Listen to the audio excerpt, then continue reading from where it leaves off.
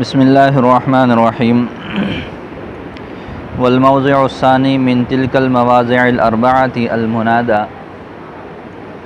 وهو المطلوب اقباله بحرف نائب مناب ادعو لفظا او تقدیرا۔ پہلی سماعی کی تکمیل کے بعد الحمدللہ نئے سرے سے آغاز ہوا ہے دوسری سماعی کا۔ اللہ تعالیٰ پڑھنا بھی آسان فرمائے، سمجھ بھی آسان فرمائے، اور اس کا یاد رکھنا بھی اللہ تعالیٰ آسان فرمائے۔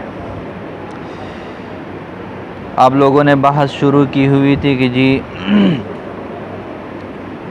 مفعول بہ کی بحث چل رہی ہے نا، تو مفعول بہ سے اس کے عامل کو حذف کرنا، اس کی آپ لوگوں نے 4 صورتیں یہ دیکھیں ماقبل میں۔ ووجوباً فی 4 مواضع، 4 مقام ایسے ہیں جہاں مفعول بہ سے اس کے فعل ناصب کو حذف کرنا واجب ہے۔ پہلی صورت آپ لوگوں نے پڑھ لی تھی کہ جی الاول سماعی، پہلی صورت ایسی ہے کہ جو سماعی ہے، جس کا کوئی قاعدہ اور کوئی ضابطہ نہیں ہے۔ باقی کے جو 3 ہیں وہ قیاسی ہیں، مطلب وہاں پر اہل عجم کو یا بعد والے اہل عرب کو کوئی قاعدہ بھی سمجھ میں آیا ہے۔ ان میں سے پہلی صورت منادہ کی ہے، پہلی صورت منادہ کی ہے جہاں پر فعل ناصب کو حذف کرنا واجب ہے۔ اور یہ جو منادہ ہوتا ہے، یہ منادہ حقیقت میں مفعول بہ ہوتا ہے، جس کا فعل ناصب وجوبی طور پر محذوف ہوتا ہے۔ تو فرماتے ہیں کہ والموضع الثانی، دوسری جگہ جہاں پر مفعول بہ کے فعل ناصب کو حذف کرنا واجب ہے وہ منادہ ہے۔ منادہ کی کیا تعریف ہے؟ منادہ کے بارے میں فرماتے ہیں کہ هو المطلوب اقبالہ بحرف نائب مناب ادعو لفظا او تقدیرا۔ آپ لوگوں کو پچھلی سماعی میں بھی بتایا تھا اور اب بھی بتا رہا ہوں کہ جو متن ہے، متن آپ اچھی طریقے سے یاد کریں، اور اس کو ویسے ہی یاد کریں جیسے آپ اولیٰ میں نحومیر یاد کرتے تھے۔ جیسے اولیٰ میں نحومیر یاد ہوتی تھی، ہماری تو ترتیب یہ ہوتی تھی کہ آخر میں آخری سال میں پھر پورا جو ہے اس کے اسباق ہیں نحومیر کے، وہ مکمل ایک ہی دن میں سنایا کرتے تھے، اتنے زبانی یاد ہوتے تھے۔ پتہ نہیں آج کل کیا ترتیب ہے آپ لوگوں کی۔ تو لہٰذا جو قواعد ہیں وہ متن کا جو حصہ ہے مثال سمیت وہ آپ ویسے ہی یاد کریں جیسے کہ آپ اولیٰ میں چیزیں یاد کرتے تھے، اچھی طریقے سے اس کو رٹا لگائیں۔ یہ آپ کے لیے امتحان میں بھی بڑا معین ہوگا۔ اب جنہوں نے متن کا یاد کیا تھا وہ تقریباً اس صرف متن کی وجہ سے پاس ہونے کے قریب ہو گئے، باقی کچھ ترجمہ آ جاتا ہے، کچھ اس کی جو ہے وہ اعراب کے نمبر بن جاتے ہیں۔ تو اس وجہ سے یہ متن کو آپ لوگوں نے خصوصیت کے ساتھ یاد رکھنا ہے۔ تو منادہ کی تعریف کیا ذکر کی ہے کہ المنادہ هو المطلوب اقبالہ بحرف نائب مناب ادعو لفظا او تقدیرا، کہ منادہ اس اسم کو بولتے ہیں، منادہ وہ اس اسم کو بولتے ہیں جس کی توجہ مطلوب ہو۔ ظاہر ہے اسم کی توجہ تو طلب نہیں کی جا سکتی، بلکہ اسم کا جو مسمى ہوتا ہے، اسم تو ایک ایسی چیز ہے جو چند الفاظ پر مشتمل ایک مجموعہ ہے نا، تو اسم کی تو کوئی توجہ نہیں ہوتی، بلکہ اسم کا جو مسمى ہوتا ہے جس کے لیے اس اسم کو بولا جا رہا ہے۔ جیسے زید ہے، آپ یوں کہہ رہتے ہیں یا زیدو، کیا کہتے ہیں؟ یا زید۔ تو یہ زید کہہ کر آپ نے زید کے لفظ کو متوجہ کرنا آپ کا مقصود ہے، یا پھر زید جس کے لیے بولا جاتا ہے؟ بولو، زید جس کے لیے بولا جاتا ہے اسی کی توجہ کو طلب کیا جاتا ہے۔ تو منادہ کی تعریف کیا ہے؟ منادہ کی تعریف یہ ہے کہ جی وہ اسم جس کی توجہ کو طلب کیا جائے، جس کی توجہ کو، تو لفظ تو ہم اسم کا بول رہے ہیں، لیکن چونکہ یہ بحث اسم کی ہے اس وجہ سے ہم منادہ کی تعریف میں اسم لا رہے ہیں، لیکن اسم بول کر اس سے کیا مراد ہوگا؟ ظاہری طور پر اسم ہوگا، لیکن توجہ وہ اسم کی نہیں ہوتی بلکہ اس کے مسمى کی ہوتی ہے۔ بیٹھ جائیں۔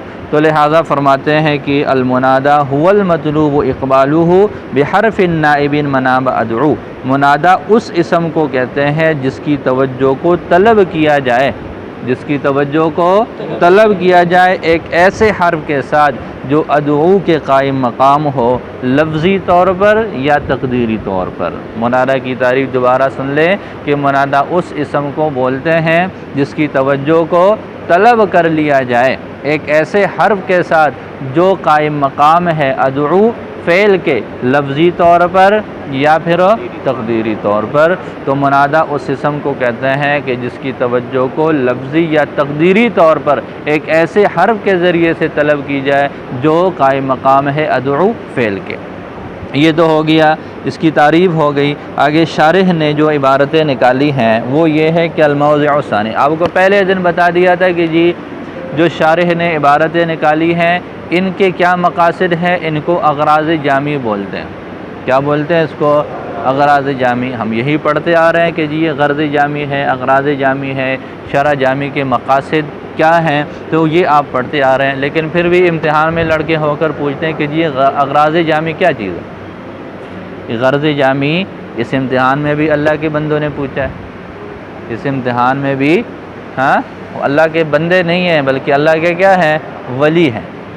اللہ کے کیا ہیں؟ ولی ہیں، ولایت کے درجے سے ان کا مقام کم نہیں ہے۔ تو فرماتے ہیں کہ جی الموضع الثانی، الموضع کا لفظ نکالا ہے۔ کیوں نکالا؟ یہ پتہ چل گیا ہوگا آپ لوگوں کو کہ الثانی صیغہ صفت کا ہے، اس کو موصوف چاہیے، اور وہ موصوف کیا ہے؟ یہاں پر محذوف ہے۔ دوسرا یعنی یہاں پر الموضع دوسری جگہ مراد ہے۔ آگے من تلک المواضع الاربعۃ، یہ عبارت کیوں نکالی ہے؟ اس طرح کی عبارتیں پہلے بھی نکالی گئی ہے کہ الثانی پر جو الف لام کیا ہے؟ یہ الف لام عہد کا ہے۔ الثانی پر جو الف لام ہے یہ عہد کا ہے۔ عہد کا ہونے کا کیا مطلب ہے کہ الثانی مطلق دوسرا مراد نہیں ہے بلکہ مخصوص چیزوں میں سے دوسرا مراد ہے، تو لہٰذا الف لام سے اس مجموعے کی طرف اشارہ کرنا مقصود ہے، اور وہ مجموعہ کون سا ہے؟ یعنی وہ مواضع اربعہ، ما قبل میں آپ لوگ پڑھ چکے ہو نا، فی اربعۃ مواضع، تو اس اربعۃ مواضع کی طرف اشارہ کس سے کیا ہے؟ الف لام سے کیا ہے، تو اس کو بولتے ہیں کہ جی الف لام عہد کا ہے، اس سے ماقبل میں جو مذکور مجموعہ ہے اس کی طرف اشارہ کرنا مقصود ہے۔ تو فرماتے ہیں والموضع الثانی، اور دوسری جگہ من تلک المواضع الاربعۃ، دوسری جگہ کن میں سے؟ تو فرماتے ہیں من تلک المواضع الاربعۃ، ان چار مواضع میں سے وہ منادہ ہے۔ منادہ کی آگے تعریف ذکر کی ہے، هو المطلوب اقبالہ، منادہ وہ اسم ہے المطلوب اقبالہ جس کی توجہ کو طلب کرنا مقصود ہو، جس کی توجہ کو طلب کیا جا رہا ہو۔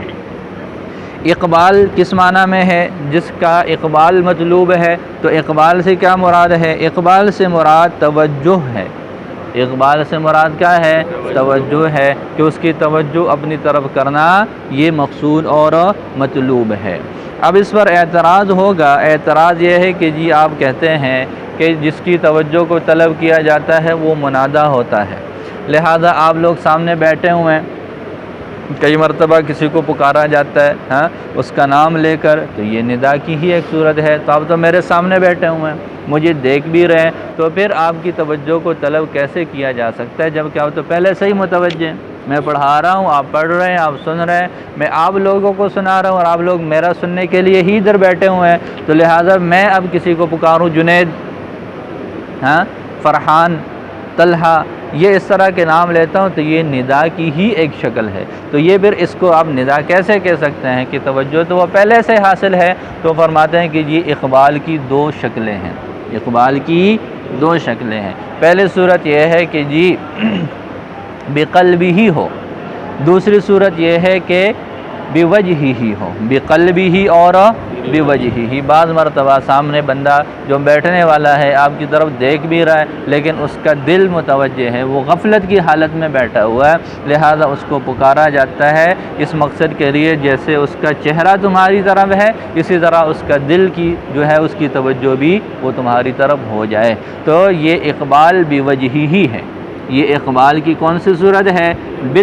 بالقلب ہے، بالوجہ تو پہلے سے حاصل ہے، یہ قلباً صورت ہو جائے گی۔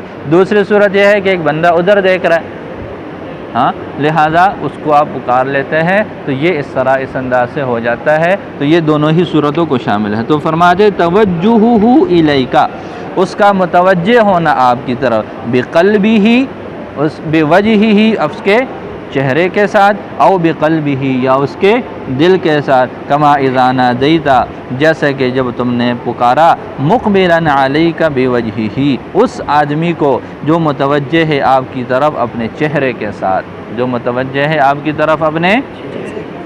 اسی طرح بعض مرتبہ ایسے ہوتا ہے کہ جی آپ کسی کی توجہ کو طلب کرتے ہیں، ایک بندہ دیوار کے پیچھے، درمیان میں کوئی فاصلہ ہے، وہ آپ کو نظر ہی نہیں آ رہا، وہ آپ کو نظر نہیں آ رہا، آپ اس کو پکارے، اب وہ جیسے مرضی آپ کی طرف متوجہ ہو جائے تو کیا آپ کو اس کی توجہ حاصل ہو سکتی ہے؟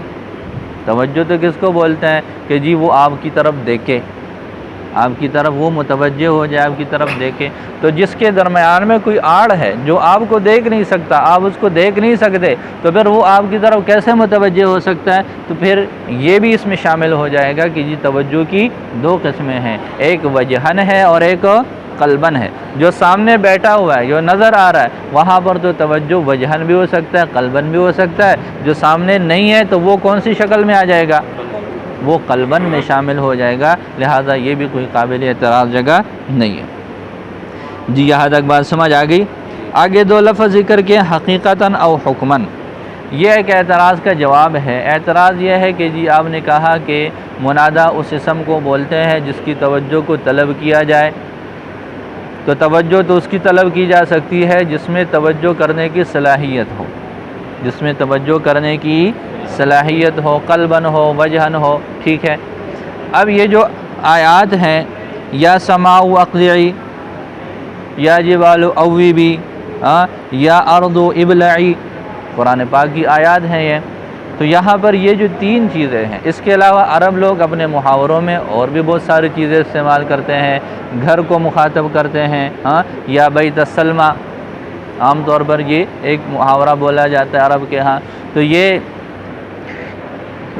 اس طرح کی جو چیزیں ہیں، اب ان میں تو توجہ کرنے کی صلاحیت ہی نہیں ہے۔ آپ 1000 مرتبہ کسی پہاڑ کو بلائیں تو کیا وہ آپ کی طرف متوجہ ہو جائے گا؟ بولو، کسی کے گھر کو بلائے، آواز دیتے رہیں اس کو، تو وہ متوجہ ہو سکتا ہے؟ تو نہ قلباً ہو سکتا ہے، نہ ہی وجہن ہو سکتا ہے۔ تو کیا مطلب ہے اس کا؟ اب یہاں پر یہ منادہ کی تعریف میں کیسے شامل ہو سکتا ہے جبکہ اس پر تو منادہ کی تعریف صادق ہی نہیں آ رہی، وہ متوجہ ہی نہیں ہو سکتا؟ اس کا جواب یہاں سے دیا ہے کہ جی یہ حکماً بھی ہو سکتا ہے اور حقیقتاً بھی۔ یہ جو توجہ ہے، توجہ قلبی اور توجہ وجہی، یہ عام ہے، چاہے وہ حقیقتاً ہو، جیسے آپ کو کوئی آواز دے، آپ اس کی طرف دیکھیں، چہرے سے متوجہ ہوں، قلباً متوجہ ہو، تو یہ حقیقتاً توجہ ہے، یہ اقبال جو ہے وہ حقیقتاً ہے۔ دوسری صورت کیا ہے؟ حکماً ہے۔ حکماً کا کیا مطلب ہے؟ حکماً کا مطلب یہ ہے کہ جی ایک چیز کو فرض کر لیتے ہیں، جیسے یہ 3 مثالیں دی ہیں، سما ہے، ارض ہے، جبال ہے۔ پہلے ان کو فرض کر لیتے ہیں کہ جی یہ ایسی چیزیں ہیں جو متوجہ ہو سکتے ہیں۔ پہلے کیا کر لیتے ہیں؟ ان غیر متوجہ ہونے والے چیزوں کو وہ متوجہ ہونے والے چیزوں کے درجے میں رکھ لیتے ہیں، فرض کر لیتے ہیں کہ جی یہ بھی سن سکتے ہیں، یہ بھی کیا ہے؟ یہ بھی سن سکتے ہیں، یہ بھی ان چیزوں کی طرح ہے جو متوجہ ہو سکتے ہیں۔ اس درجے میں ان کو فرض کر لیا جاتا ہے اور پھر اس کے بعد ان کو ندا دی جاتی ہے، تو گویا کہ حکماً یہ بھی متوجہ ہونے کے حکم میں آ جاتے ہیں اس انداز سے۔ دیکھو، حقیقتاً حقیقی طور پر ہو، مثل یا زید، جیسے یا زید ہے، او حکماً، یا پھر کیا ہو؟ حکمی طور پر ہو، جیسے مثلو یا سماؤ و یا جبالو و یا ارضو، جیسے یا سماؤ یا جبالو اور یا ارضو ہے۔ فَإِنَّهَا نُزِّلَتْ أَوَّلًا، پس بے شک ان کو پہلے اتارا گیا منزلۃ من، اس چیز کے درجہ میں، لہو صلاحیت النداء، جس کو ندا کی صلاحیت حاصل ہے۔ ثم ادخل علیہا حرف النداء، پھر ان پر حرف ندا کو داخل کیا گیا، وقصد نداؤہا، اور اس کی ندا کا قصد کر لیا گیا، فہی فی حکم من، لہذا یہ اس چیز کے حکم میں ہے، یطلب اقبالہ، جس کے اقبال کو جس کی توجہ کو طلب کیا جاتا ہے۔ بات سمجھ آ گئی؟ تو ابھی تک آپ لوگوں نے دو طرح کی تعمیم پڑھے ہیں، ایک کیا ہے؟ پہلی تعمیم یہ ہے بقلبہ او بوجہہ، دوسری تعمیم آپ لوگوں نے پڑھ لی کہ توجہ کیا ہو؟ حقیقتاً ہو یا پھر کیا ہو؟ حکماً ہو۔ بخلاف المندوب، اس پر ایک اعتراض ہوگا۔ اعتراض یہ ہے کہ جی آپ لوگوں نے تو منادہ کے اندر دو طرح کی تعمیم کر لی کہ جی بوجہہ ہو یا بقلبہ ہو یا حکماً ہو یا پھر کیا ہو؟ حقیقتاً ہو، اور اس کی وجہ سے آپ نے ان چیزوں کو بھی شامل کر لیا منادہ میں جن میں متوجہ ہونے کی صلاحیت ہی نہیں ہے۔ تو اگر ایسے ہے تو پھر آپ لوگوں کو جو مندوب ہے اس کو بھی منادہ میں شامل کر لینا چاہیے۔ اگر ایسے ہی ہے، آپ نے اتنی تعمیم کی ہے حقیقتاً اور حکماً کی کہ ایک چیز جس میں صلاحیت ہی نہیں ہے اس کو آپ نے فرضی صلاحیت دے کر منادہ بنا دیا، تو جو مندوب ہے اس کو بھی آپ کو شامل کر لینا چاہیے، جبکہ آپ لوگوں نے کیا کیا؟ مندوب کے ساتھ اس کو منادہ کی بحث سے نکال کر اس کو الگ سے ذکر کر دیا۔ الگ سے ذکر کرنے کا مطلب یہ ہے کہ ماتن کے نزدیک وہ منادہ میں شامل نہیں ہے۔ مندوب کس کو بولتے ہیں؟ آپ آگے انشاءاللہ اس کی الگ سے تعریف پڑھیں گے انشاءاللہ۔ تو مندوب اس کو بولتے ہیں کہ جو متفجع علیہ وا کے ساتھ یا کے ساتھ۔ متفجع علیہ کا مطلب یہ ہے کہ جی جس پر دکھ درد کا اور جو ہے غم اور حسرت کا اظہار کیا جائے، وا کے ذریعے سے یا پھر یا کے ذریعے سے، جیسے ابھی جو ہے وہ نوحے کے ایام گزرے ہیں، تو واہ حسینہ یا حسینہ، اس طرح کے الفاظ جو ہے وہ لوگ بولتے تھے۔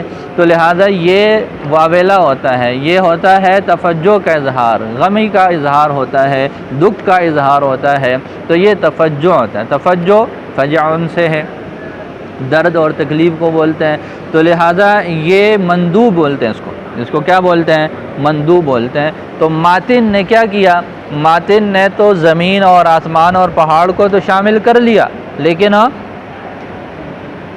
جو مندوب کی شکل ہے اس کو خارج کر لیا اور کہا کہ یہ مندوب یہ منادہ کا حصہ نہیں ہے۔ تو یہ ایک اعتراض ہوا کہ جی آپ نے یہ اچھا نہیں کیا۔ تو شارح نے اس کا جواب دیا کہ جی اصل میں مندوب ایک الگ چیز ہے اور منادہ ایک الگ چیز ہے۔ دونوں میں کیا فرق ہے؟ دونوں میں فرق یہ ہے کہ جی جو مندوب ہوتا ہے اس پر ندبہ کیا جاتا ہے، اس پر یا کو داخل کرتے ہیں یا وا کو داخل کرتے ہیں تو اس کی توجہ کو طلب کیا جاتا ہے، یا اس پر غم کا اظہار ہوتا ہے؟ بولیں، جب کسی پر تفجع ہوتا ہے، کسی کا ندبہ ہوتا ہے، کوئی مندوب ہوتا ہے، تو اس مندوب میں اس کو پکارا جاتا ہے یا اس پر غم کا اظہار ہوتا ہے؟ تو شارح نے جواب دیا کہ جی مندوب یہ منادہ میں شامل نہیں ہے۔ کیوں شامل نہیں ہے؟ اس لیے کہ یہ منادہ چاہے حقیقتاً ہو، چاہے حکماً ہو، چاہے قلباً ہو، چاہے وجہاً ہو، اس میں ایک بات وہ مشترک ہے اور وہ یہ ہے کہ وہاں پر توجہ کو طلب کیا جاتا ہے، اور جو ندبہ ہوتا ہے، ندبہ میں توجہ کا طلب کرنا مقصود ہے ہی نہیں، بلکہ یہاں پر تو دکھ اور درد اور غم کا اظہار ہوتا ہے، اس وجہ سے یہ اس میں شامل نہیں ہے۔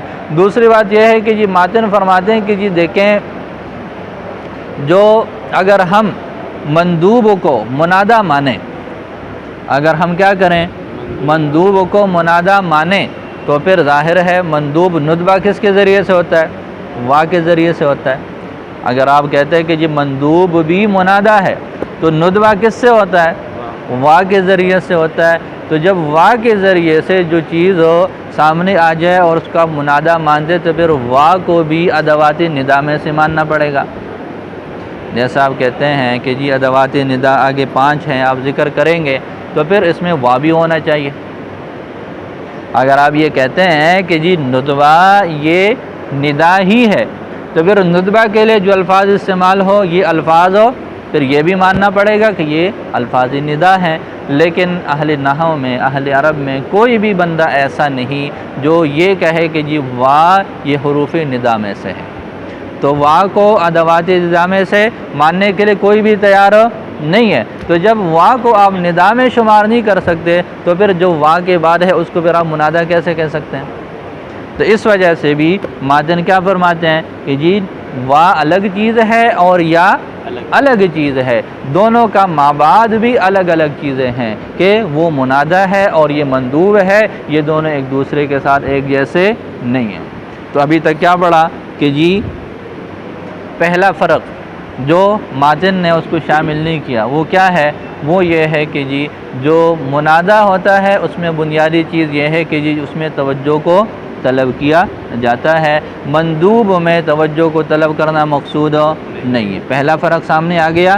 دوسرا وہ کیا فرماتے ہیں کہ جی اگر آپ مندوب کو منادا میں لے آتے ہیں تو پھر مندوب کے لیے جو الفاظ استعمال ہوتے ہیں اس کو بھی پھر منادا کے الفاظ ماننے پڑیں گے، لیکن اہل عرب میں یہ کسی سے منقول نہیں ہے کہ وہ وا کو بھی وہ کیا کر لے، منادا میں سے اور الفاظ ندا میں سے شمار کر لے۔ دو باتیں سمجھ آ گئی۔ تیسرا ایک فرق یہ ہے کہ جی اگر مندوب کو ہم منادا سے شمار کر لیں تو یہ حقیقتاً تو ہوگا نہیں بلکہ مجازاً ہوگا۔ اگر ہم کیا کریں، مندوب کو منادا مان لیں تو مندوب کو منادا ماننا حقیقت ہے کہ مجازاً؟ یہ مجازاً ہوگا، اور یہ آپ لوگ اصول میں بھی پڑھ چکے ہو کہ جی مجاز ایک ایسی چیز ہے کہ جو عام نہیں ہے، ضرورت کے وقت کرتے ہیں، حقیقت کو چھوڑ کر مجازی معنی مراد لیا جاتا ہے۔ کب لیا جاتا ہے؟ ضرورت کے وقت، اور ضرورت وہ بھی کوئی اتنی عام نہیں ہوتی، کبھی کبھار اس کی ضرورت وہ پڑ جاتی ہے۔ لہٰذا مندوب ایک ایسی چیز ہے کلام عرب میں کہ اس کا استعمال بہت زیادہ کثیر ہے۔ ندبہ تو بہت زیادہ ہوتا ہے نا، روزانہ کوئی نہ کوئی مر گیا ہوتا ہے اور اس پر ندبہ کیا جا رہا ہوتا ہے، ہاں، اور ندبہ کرنے کا اہل عرب کیا، ہمارے ہاں تو اپنا انداز ہے، لیکن اہل عرب جب ندبہ کرتے ہیں تو وہ تو واقعہ ہی استعمال کرتے ہیں۔ لہٰذا اس کا استعمال ایسے ہی ہے جیسے منادا کا استعمال ہوتا ہے۔ تو ایک ایسی عام چیز کو اگر ہم مستقل نہ رکھ کے بلکہ مجاز میں لے آئیں تو یہ تو مجاز کا بہت زیادہ عمومی استعمال ہو جائے گا، جبکہ مجاز کا استعمال میں نے بتایا کہ عمومی نہیں ہوتا بلکہ وہ تو ضرورت کے وقت ہوتا ہے اور کبھی کبھار ہوتا ہے۔ بات سمجھ آ گئی؟ تو یہ تین وجوہات ہیں جن کی وجہ سے ماتن فرماتے ہیں کہ جی منادا الگ ہے اور مندوب الگ ہے، اس وجہ سے یہ دونوں ایک چیز نہیں ہے، دونوں الگ الگ ہیں۔ باقی شارح کیا کہتے ہیں، دوسرے جو ہے وہ اہل نحو کیا کہتے ہیں، وہ ان کا آگے جو ہے وہ تذکرہ آ رہا ہے۔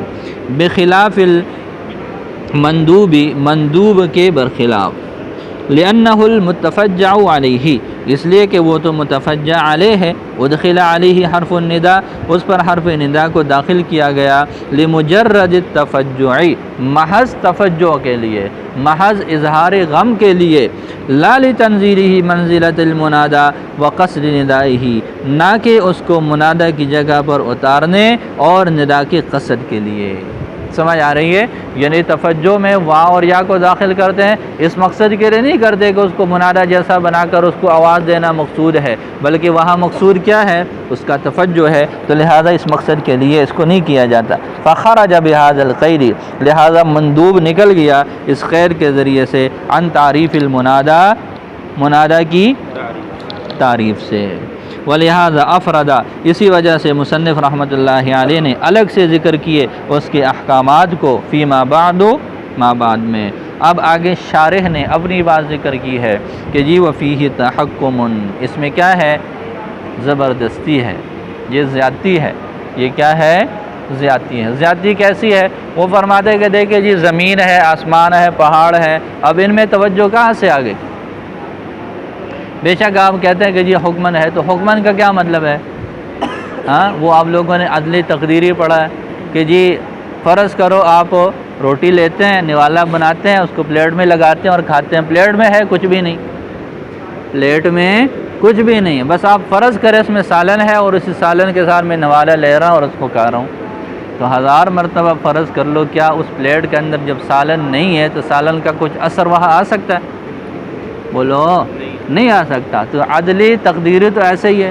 تو اسی طرح زمین ہے، آسمان ہے، پہاڑ ہے، ان کے اندر آپ نے تو توجہ مان لی اور یہ کہہ دیا کہ جی یہ حکمن اس میں توجہ کی صلاحیت ہے، لیکن توجہ میں کیا ہوتا ہے؟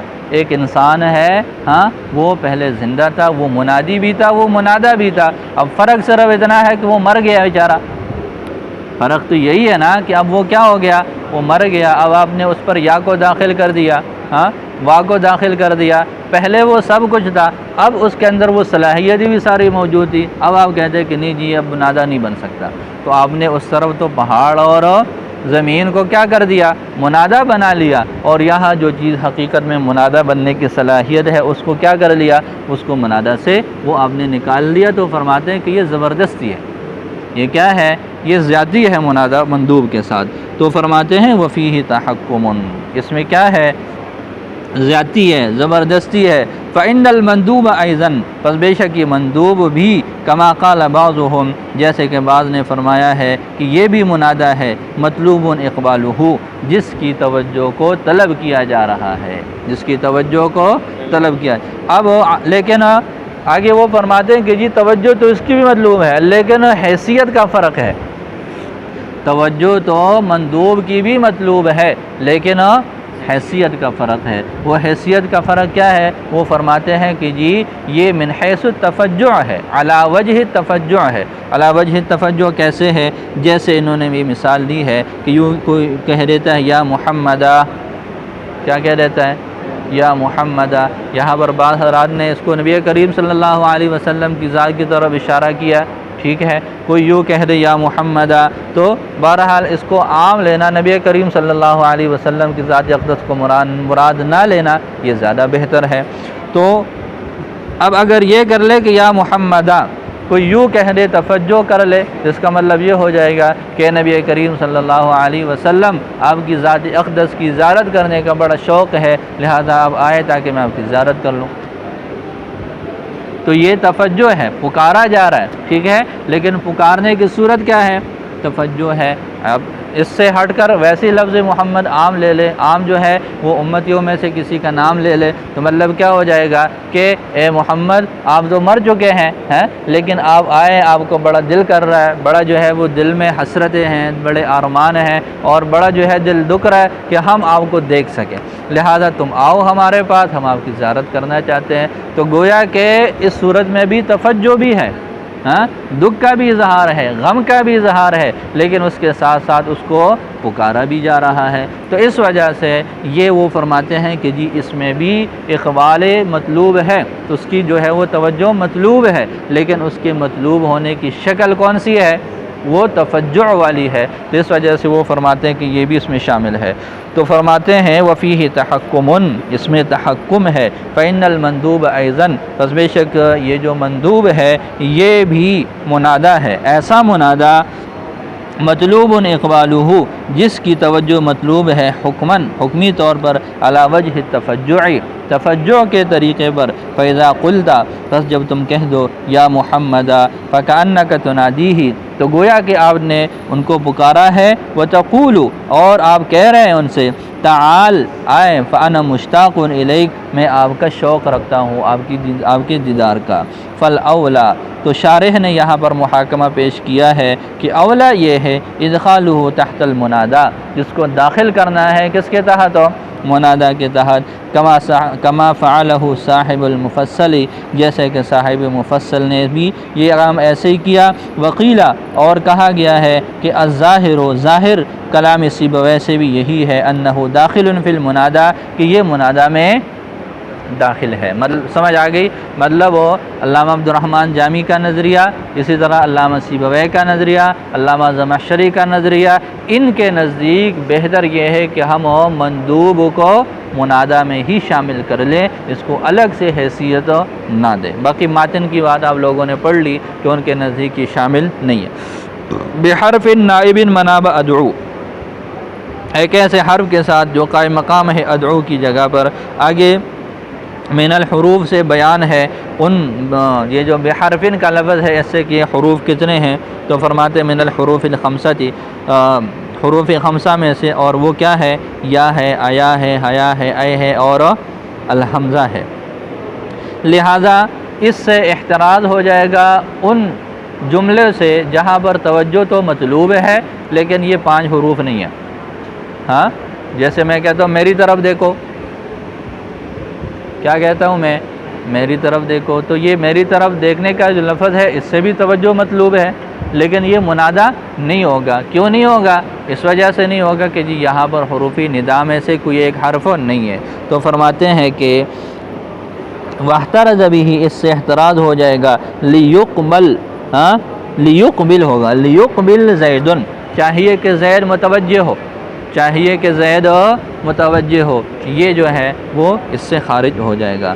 آگے لفظاً اور تقدیراً، لفظی طور پر اور تقدیری طور پر۔ یہ لفظاً اور تقدیراً کا کیا مطلب ہے؟ اس کی ترکیب کیا ہے؟ اس کا تعلق کس سے ہے؟ شارح علیہ الرحمت نے آگے 3 اس کی ترکیبیں ذکر کی ہیں، 3 طرح کی چیزوں کے ساتھ اس کا تعلق ہے۔ پہلا یہ ہے کہ جی یہ تفصیل ہو طلب کے لیے، مطلب یہ مفعول مطلق ہے، اور مفعول مطلق کس کے لیے ہے؟ یہ مطلوب کا جو لفظ ہے، هو المطلوب، المطلوب کا جو لفظ ہے یہ اس سے مفعول مطلق ہے۔ پہلا اعتراض تو اس کے اوپر یہ ہو جائے گا کہ جی المطلوب تو لام اور با سے ہے، اور یہ لفظاً اور تقدیراً کا تو اس کے ساتھ کوئی تعلق نہیں ہے۔ اس کا جواب آپ پہلے بھی پڑھ چکے ہیں کہ جی یہاں پر یہ ایک واسطے سے مفعول مطلق ہے۔ کیسے؟ کہ یہاں پر طلب وہ محذوب ہوگا، یوں عبارت ہو جائے گی هو المطلوب طلباً لفظیاً او تقدیریاً۔ پتہ چلا؟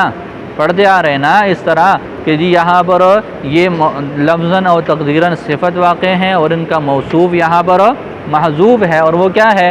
وہ طلباً ہے، تو لہذا یہ مفعول مطلق اس طرح ہو جائیں گے۔ تفصیل للطلب، پہلی وضاحت اس کی ترکیب یہ ہے کہ یہ طلب کی تفصیل ہے، یوں عبارت ہو جائے گی طلباً لفظیاً او تقدیریاً، طلباً لفظیاً او تقدیریاً۔ بات سمجھ آ گئی؟ پھر لفظاً کو لفظیاً کے معنی میں، تقدیراً کو تقدیریاً کے معنی میں کیوں لیں گے؟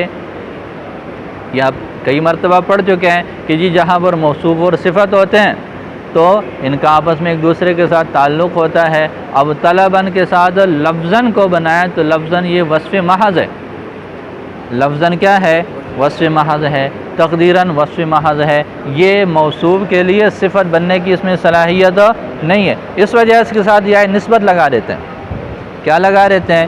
یا نسبت لگائیں گے تو یہ مشتق کے حکم میں ہو جائے گا، جب مشتق کے حکم میں ہو جائے گا تو اس کی دلالت صرف وصف پر نہیں ہوگی بلکہ اس کی دلالت وصف پر بھی ہوگی اور اس کے ساتھ ساتھ ذات پر بھی ہوگی۔ تو اس کی دلالت جب ذات مع الوصف پہ ہو جائے تو پھر اس کو صفت بنانا یہ ٹھیک رہتا ہے، تو اس وجہ سے یہ اس کو لفظیاً کے معنی میں کر دیتے ہیں۔